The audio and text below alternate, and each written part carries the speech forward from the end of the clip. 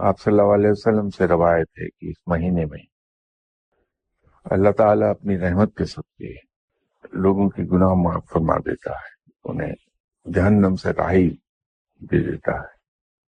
ماسوائے 4 لوگوں کے، ایک تو وہ صاحب جو عادی شراب نوش ہوں، دوسرا وہ شخص جو رشتہ داروں سے قطع تعلق کرے، تیسرا وہ جو مسلمانوں سے قطع تعلق کر لے، اور چوتھا وہ جو دل میں بغض اور کینہ رکھے۔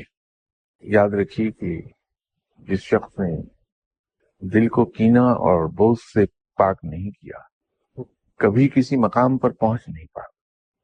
اور رب کی راہ پر اگر ہمیں چلنا ہے تو ہمیں اپنے دل کو آئینے کی طرح صاف رکھ، ورنہ اللہ کی راہ پر چلنا ممکن نہیں۔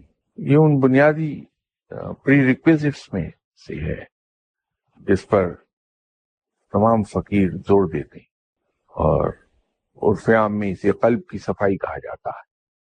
ہمارے دل میں کسی کے خلاف کسی قسم کا کوئی کینہ، بغض اور انتقام کی سوچ نہ رہے، یا بدلہ لینے کی سوچ نہ رہے۔ ایک چیز یاد رکھیے کہ فقیر کبھی مدعی نہیں بنتا، کمپلینٹ نہیں کرتا کسی چیز کی، بلکہ ہم تو یوں کہتے ہیں فقر میں کہ فقیر پر گلا شکوہ اور شکایت حرام ہے، منع ہے۔